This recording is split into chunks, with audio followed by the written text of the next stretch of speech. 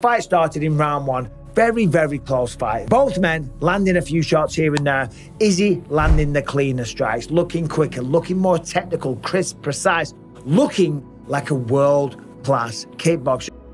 I saw the same moment Adesanya had in that fight, in his fight, that I had in my fight.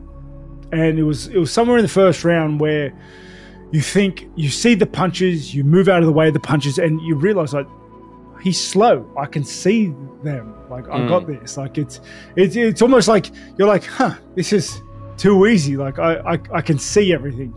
And then all of a sudden it hits you. Then he starts climbing on you when he starts closing that gap a little bit more. Like, he starts risking it a little bit more, like lunging into his shots, and he closes that inch that you thought you were safe by a little bit. I landed quite a lot of big shots. The man can take a punch, but you can only take that many. You know, he kicks like an absolute. Jeez, the man kicks hard. The first inside low kick he kicked me, I think his feet felt like this big. When he kicked me, it felt so heavy. He has that inside low kick was incredible, but I stuck to the plan. I tried to stay as disciplined in there as necessary. But it was the wrestling that was the big difference in round two. Dricus gets a hold of him, picks him up, slams him down with authority, and Israel Adesanya bounces straight back to his feet. But the scrambling ability of Dricus du Plessis, the way he stayed on Izzy, got a hold of him, got him in the high crotch, picked him up, sat him down, time after time after time, took the back, flattened him out, had one arm trapped. I don't know why he didn't rain down punches, because the end was right there for Dricus du Plessis. Yeah, so I came in for something. I came in and he shot right in, boom, got me a takedown. And I was just like, don't panic. And then I literally looked at the fence. I'm like, he's trying to hold me and keep me away from the fence. I'm dragging him to the fence. I was just dragging his body. And I go to the fence and he tried to jump on my back, try to get my neck. And I didn't panic again. We drilled that 5 weeks ago, I think. We did that for a whole 2.5 weeks or so. So I was able to just peel his leg off and then put him back on the ground. I think he didn't expect Adesanya's wrestling defense to be so good. I don't think he expected Adesanya's ability to get up to be as good as it was, because we saw when Dricus got him down, I think it was in the second round, and held him down, really forced that position. When eventually Adesanya did get up, Dricus was blown. He was tired. I remember, yeah. But in saying that, dude fights well tired. We saw that in the second round when I got him. I knew physically I'm stronger than Israel Adesanya. He is a master at getting back to his feet and not getting his... Well, if you have his back. I mean, Whittaker had his back many times. How many guys has gotten him down and not being able to do anything with it? So I got him down in that first round, I think, or second round. Landed a couple of hard shots. So every time he would start getting back to his feet, I didn't fight him on it. I just kept control of the hips and landed big shots. We did not expect Izzy to come out as aggressively as he did. So we got caught a little bit, but on our back foot, but we'll fix it. It's an easy fix. Dricus doesn't like to fight on his back foot. Round three, that's when Izzy kind of showed, his true dominance, ripping to the body. Fair play to Dricus for taking all that stuff. I felt like I was winning the fight. I heard him a few times to the body, and I felt my shot was coming, because he kept on, I won't say too much, but he kept on, reacting to what I was, when I heard his body. I almost feel like that's what makes it worse, because you think you're like piecing this guy up, and you're like, oh man, I got this guy in the back, and you're like, wait, he's not affected. In fact, he's coming at me stronger and harder every single time. What the hell do I need to do against this guy? Then he starts finding some success, and that little snowball starts to roll down the hill, and it gets bigger and bigger and bigger. DDP always takes that high guard, right? He takes that high guard and look what is available. That high guard, block his face, and even I just took that high guard. Look at Izzy's eyes. His eyes are right on the target. Look at all this area that's good to go. And this is where Izzy did that good body work right here, right?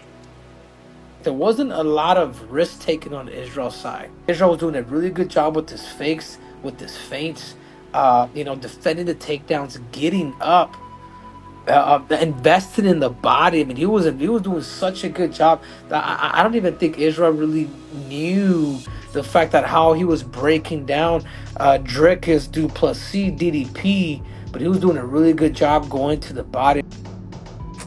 And I wasn't able to land a big shot properly on him. The best ones I could land were the uppercuts and the body shots. The body shots was money. I could tell already. At one point, I pointed at his body like, I know they're working. And then we get to round 4. We get to round 4, and again, Dricus looks exhausted. He looks like a spent force, and he looks like Israel Adesanya was kind of in a different league when it came to the striking, the kickboxing, but this isn't kickboxing. This is mixed martial arts. He's stubborn. That's what it is. He's stubborn. Even if he's tired. Because I remember, which one was it? I sprawled on him. Was it round 4? Beginning of round 4. I hit him with like one of the meanest sprawls because he just shot. And I just put his face into the mat. Boom. And then I think I tried to kick his body. I told him get up. And then Mark was like, get up. And he lay there like, oh, he's on the ground. And he took a breath. I was like, nah, he's done. So I tried to go for him. And even in that moment, he still swung at me. I was like, fuck. So that stopped my momentum right there. And then DDP just comes back with this awkward barrage of punches, punching over the top like he's swimming and paddling as hard as he can in the water and just thumping mofos, just thumping them. And I'm just like, how is this working? I'm looking at the guys like, how does this work? Why does this work? You saw him, the way Adesanya, like, so in that last exchange before the submission, Adesanya took some heavy shots. Adesanya's got great chin. He does. So he took those shots, and you could tell when Adesanya's hurt. He kind of goes all sullen, like stone face. You don't see anything, right? Let me explain this because the commentary booth got it wrong. But again, it's on the fly, and it's what you see in real time. I was moving, and then my right ankle rolled, and I tripped as he was throwing, So to the untrained eye, or in the moment, it looked like, I can't remember who said, I think maybe Dom said, oh, that was a really bad shot he got hit with. And it looked like I was rocked. So, but then I like got up and circled out, and I pointed at the ground, looking at him. And DC goes, he's pointing at the ground like Max Holloway, like, come here. Nope. What I said to him was like, I tripped. You didn't rock me. I didn't want him to think he rocked me or anything. But again, in hindsight, I think that moment, he used that as a moment to just capitalize. So then he just closed the distance on me straight away. The man was staggered from the blows. I could see when he went down, I landed big shots.